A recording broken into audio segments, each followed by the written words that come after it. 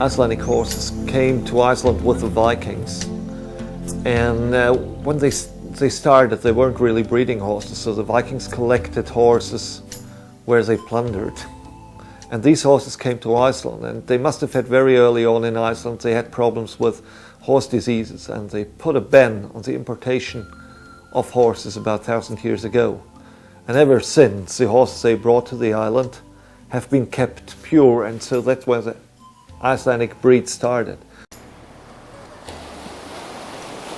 The Icelandic horses do have 5 gaits, in contrast to most horses who only have got walk, trot and canter or gallop. But in Iceland you see canter and gallop as 1 gait. On top of these ones we have the pace and the tolt. Now let's start with the walk. We all know walk from the horses, and Icelandic horses are very fast walkers. They do have a very long stride, or they go far underneath the body, and it's very impressive to see actually Icelandic horses outwalk far bigger horses. Icelandic horses do have a very strong trot usually, so they're very fast trotters.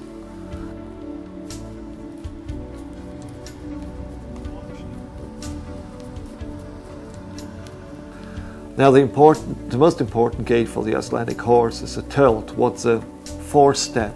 It's a 4-beat. And if you hear an Icelandic horse going, it'll sound like taka taka taka taka taka taka taka taka taka. And that's when it's in tolt. A good tolter goes tolt from a speed a little bit faster than walk to the speed of a canter. And that's what we're breeding for basically.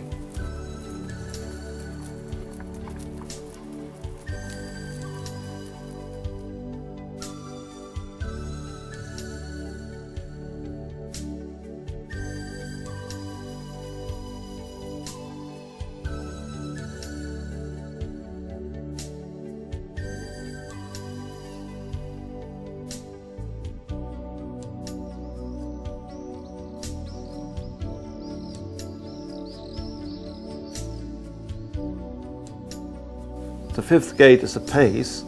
The pace is a lateral gait, what means that you've got your legs on your left side going, the legs on your right side going, your left side, right side. Pace is only interesting for us if it's done at gallop speed, so you actually do have a flying phase in it, where all 4 feet are off the ground. Pace is very, very popular in Iceland, and everyone who ever did ride a horse in flying pace will understand that.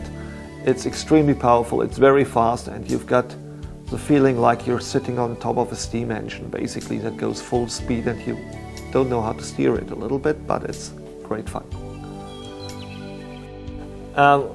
People are surprised that Icelandic horses are so easy to handle. You know, you hardly ever find one that'll bite, buck or kick. They're usually very eager to go, but very calm to handle. And it's basically down to one enormous fact, is that there is not much meat growing on Iceland. You know, you can either eat sheep or you can eat horses.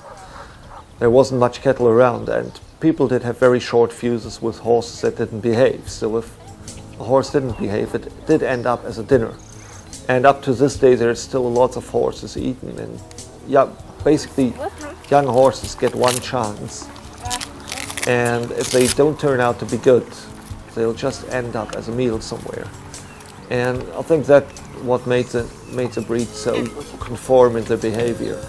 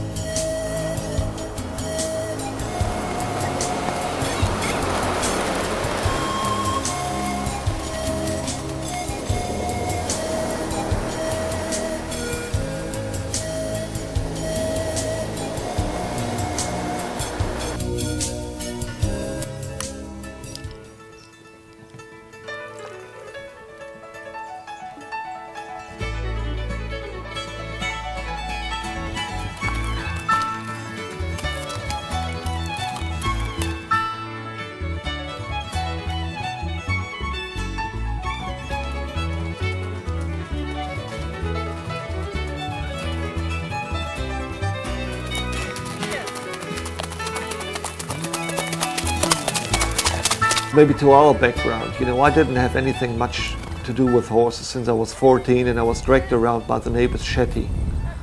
And that was about the time Crystal got really heavily into that with 13, and she started first riding school, and then she got actually a job with a small stud in our hometown, where she started breaking in Icelandic horses from the age of 15 onwards.